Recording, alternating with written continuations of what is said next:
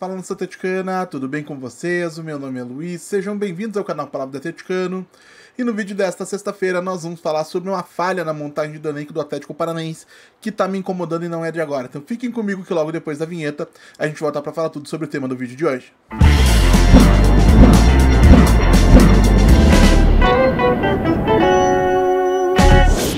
Então vamos lá para o tema do vídeo de hoje, pessoal, porque tem faltado planejamento e convicção na montagem do elenco do Atlético Paranaense e não é de agora. Porque desde o ano passado, depois do lamentável e vergonhoso rebaixamento do clube em pleno ano do seu centenário, ficou decidido pela diretoria do presidente Maricel Petralha, do diretor financeiro Márcio Lara e do hoje diretor técnico de futebol Rodrigo Possebon, que o Atlético Paranaense passaria por uma reformulação no seu elenco. E quando isso foi dito, o que é que eu imaginei? Que nós definiríamos lá em dezembro que jogadores seriam mantidos no elenco, seja por questões técnicas, seja por questões econômicas, porque reduzia a folha de pagamento. Era uma medida necessária e indispensável para a formação do elenco de 2025. O Atlético não vai arrecadar esse ano como arrecadou ano passado, por exemplo.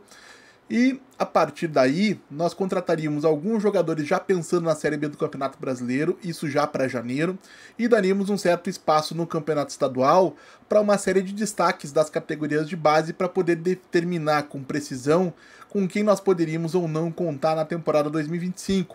E nessa conta você vai ter o zagueiro Marcão, o zagueiro Arthur Dias, o lateral esquerdo Leonardo Derek, eventualmente um volante como o Carlos Biro, que acabou sendo negociado, um meio atacante como o Dudu, que sofreu uma lesão e não pôde ser aproveitado, mas o Atlético precisaria ter deixado lá em janeiro um certo espaço para as categorias de base e isso não aconteceu.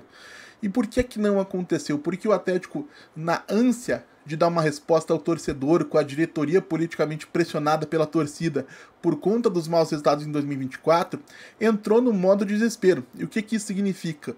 Quase 40 movimentações no elenco, foram 18 contratações, sendo que Abraão, Fabrício Peralta e Renan Peixoto sequer estrearam até o presente momento. 4 jogadores voltaram de empréstimo, foram 10 saídas por empréstimo ou em definitivo na atual temporada, 2 jogadores encerraram um contrato, que foi o Madison e o Fernandinho, 4 estavam emprestados e foram devolvidos, e ainda tem o Thiago Heleno afastado, ou seja, o Atlético passou por uma reformulação praticamente completa no seu elenco. Foram pouquíssimos jogadores que terminaram 2024 no elenco do Atlético e começaram 2025 ainda no elenco do Atlético. E isso, gente, significou uma transformação enorme no elenco e um inchaço que não precisaria acontecer. Porque hoje o Atlético tem 30 jogadores no seu elenco, desculpem.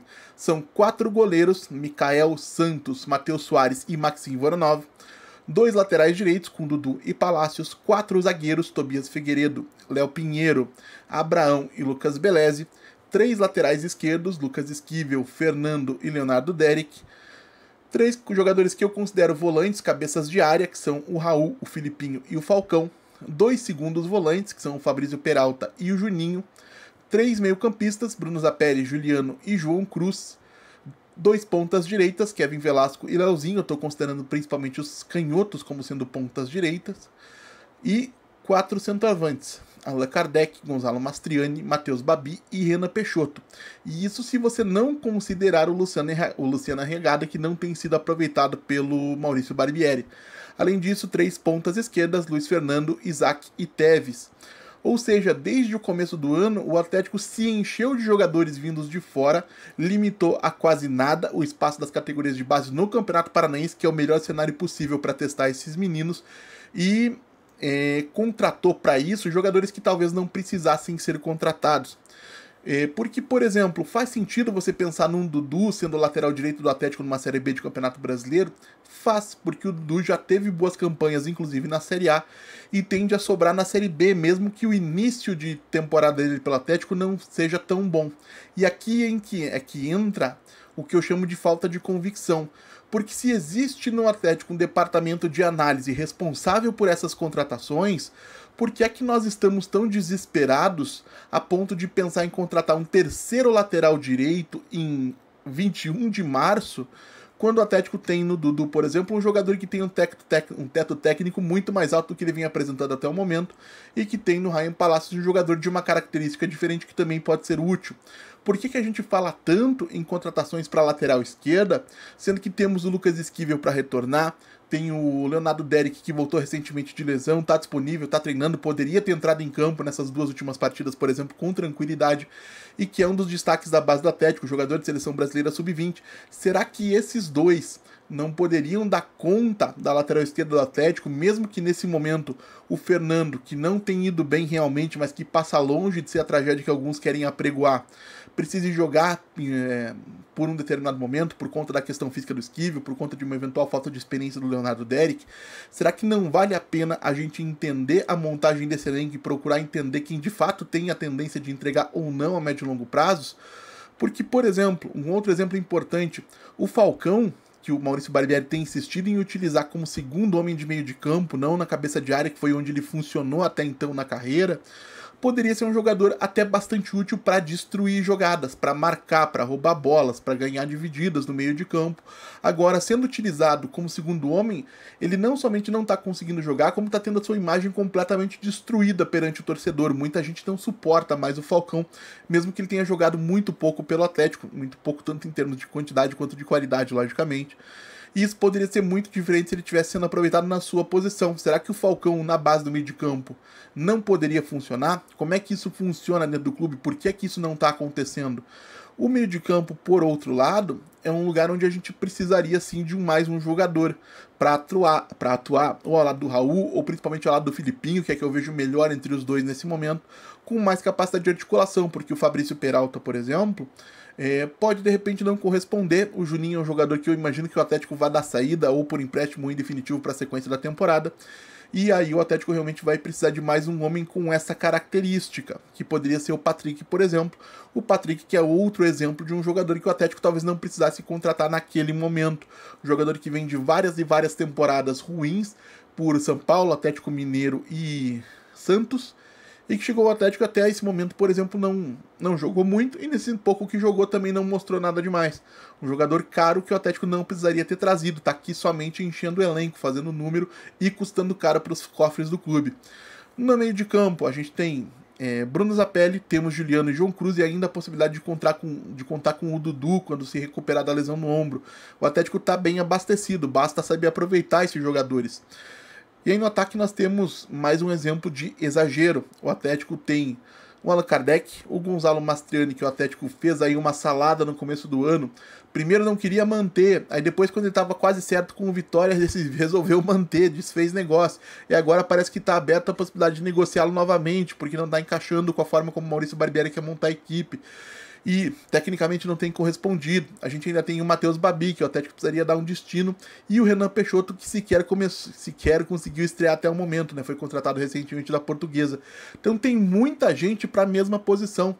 E isso acontece porque o Atlético se encheu de jogadores muito rapidamente antes de permitir que alguma coisa mais certa acontecesse, antes de permitir que a equipe fosse montada, antes de permitir que algumas opções fossem testadas para que a gente saiba ou não com quem pode contar. E aí a gente tem essa situação onde o Atlético tem 5 centroavantes no seu elenco, somente um de cada vez joga. E ali tem 3 pontas esquerdas, não teria problema nenhum. Luiz Fernando e Isaac Teves, 2 deles inclusive são bastante jovens. E além desses 30 jogadores que eu mencionei, essa soma não conta, o Marcão, não conta Arthur Dias, não conta Dudu, não conta Kaique Paquetá e nem nenhum outro jogador das categorias de base que o torcedor poderia querer ver em campo ao longo da temporada. O Atlético realmente se encheu de jogadores, tem um elenco super inchado, e isso tem a ver com o desespero da diretoria no começo do ano para dar uma resposta política para o seu torcedor, que levou uma série de contratações, sendo que nem todas elas acabam se pagando, no sentido técnico, no sentido financeiro. E principalmente tem a ver com falta de convicção. O Atlético contrata porque não sabe o que está procurando no mercado, e mesmo que encontre, às vezes não percebe que encontrou.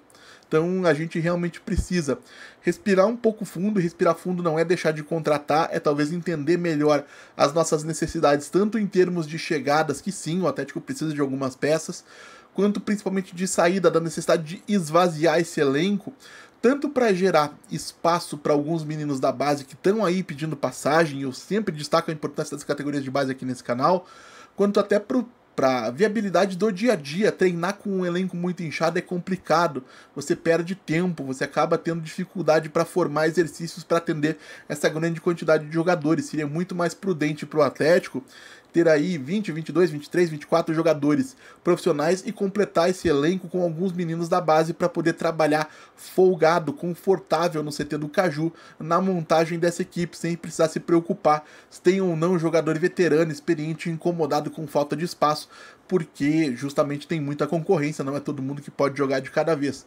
Então a diretoria, se queria com essa pressa, com essa urgência, com essas contratações de baseada, dar uma resposta ao seu torcedor, acredito que, pelo menos na minha opinião, acabou agindo muito mal, acabou atrapalhando a montagem do elenco e agora vão ter mais dificuldade para se corrigir, porque evidentemente não é fácil dar saída em março para jogadores que chegaram em janeiro. O Atlético vai precisar acomodar esse pessoal de alguma maneira, sem deixar de contratar os jogadores que eventualmente precisa e sem poder dar margem para que insatisfações no vestiário atrapalhem o trabalho da equipe no CT do Caju, porque o Atlético tem um objetivo muito claro e muito bem estabelecido para 2025, que é conquistar o acesso de volta à Série A do Campeonato Brasileiro. Mas quero saber também a opinião de vocês, claro, o que vocês acharam dessa montagem do elenco do Atlético? Foi exagerado, não foi exagerado? Foi apressado, não foi apressado? Faltou pensar um pouco mais, seja na montagem do elenco, seja nas categorias de base? Deixe a opinião de vocês aí nos comentários, como eu sempre digo aqui, eu leio todos. E se você está chegando agora, eu vou pedir que você deixe o seu like, se inscreva no canal Palavra do Atleticano, compartilhe com o YouTube em redes sociais. E se você conhece, gosta e quer apoiar o meu trabalho aqui no YouTube, fica o convite para que você conheça o clube de membros do canal Palavra do Atleticano, onde por uma quantia mensal simbólica de R$4,99 você tem direito a uma série de conteúdos e benefícios exclusivos. Então é isso, gente. A gente volta a falar do Atlético Paranaense amanhã aqui no canal Palavra do Atleticano. Muito obrigado mais uma vez pela atenção de todos e até a próxima.